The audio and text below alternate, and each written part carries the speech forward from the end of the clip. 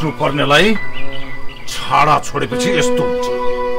मेरो बाउलाई पाता फर्काएर राख्ने कसैको हिम्मत छैन। खानको लागि मात्र किन जन्मिन्छन् साला यस्ता जन्तुहरू? मेरो बाबा जस्तो हुनुहुन्छ मेरो लागि भगवान हुनुहुन्छ। बुवा कति रिसाउनु भएको? यसमा ठुलो बुवाको के गल्ती छ र? अब तेरो जिन्दगीको पार कहाँ कहाँ लाग्छ हेर्दैछ।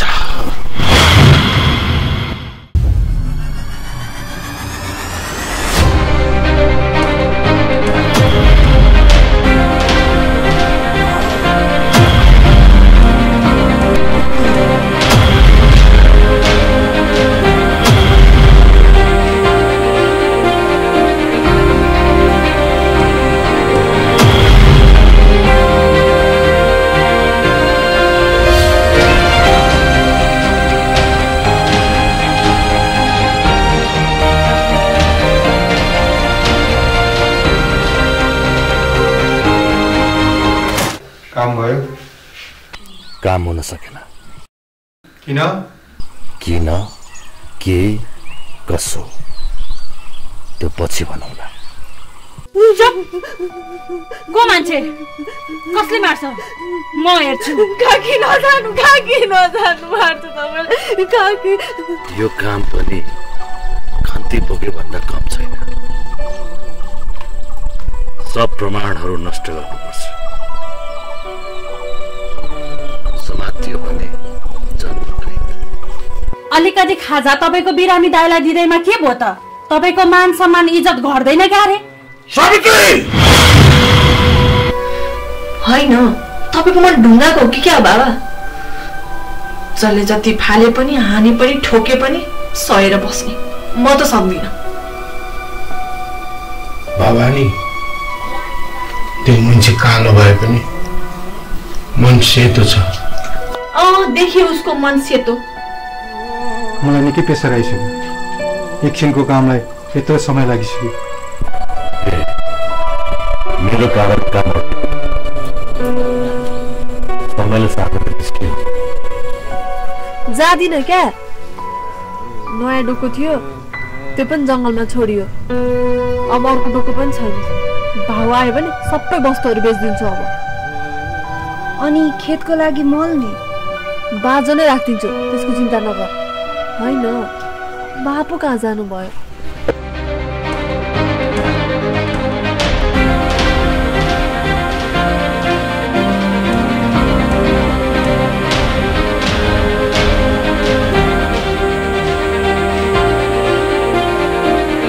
काका हजुरले मेरो बाबालाई देख्नुभयो? बडो थरथर भिरबाट मलाउँदै हुनुहुन्थ्यो।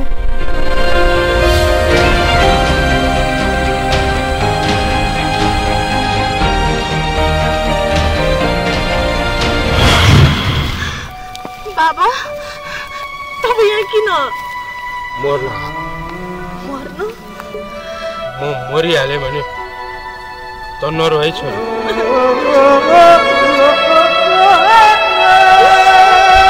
राम्रोसँग हाँसी हाँसी जिन्दगी बिताउनु, गरेर खानु,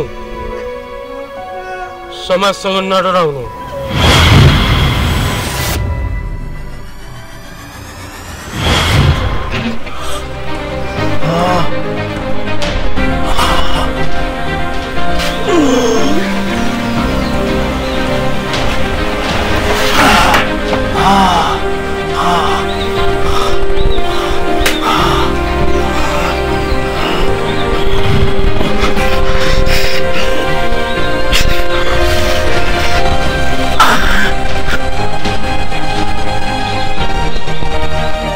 साला पैसा बचाउनलाई नाटक गर्दैछ। साला घरमा छैन।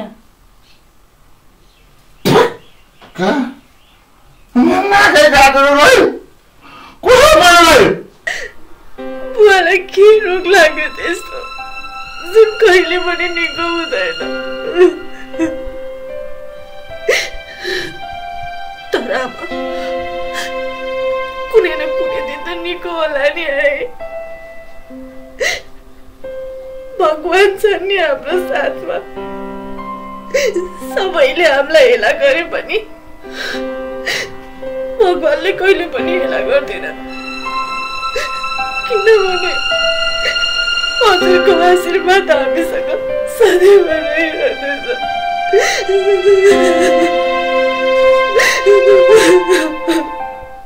हेर्नु सरलाको बुवा, त्यो भवानीको हामी भन्दा बाहेक को छ? बाउको हालत त्यस्तो छ। अस्ति जंगलमा पनि त्यस्तो घटना घटेछ। कमसे कम अरू केही नभए पनि आफन्त भएको नाताले सान्त्वना दिन जान त सकिन्छ नि। यहाँ यसरी मोबाइल खेलाएर बस्नु भन्दा त्यहाँ जानु भएको भए के बिग्रिन्थ्यो तपाईको? के रे, के भनिस्? सान्त्वना दिँदा नि मेरो छोरी हो त्यो।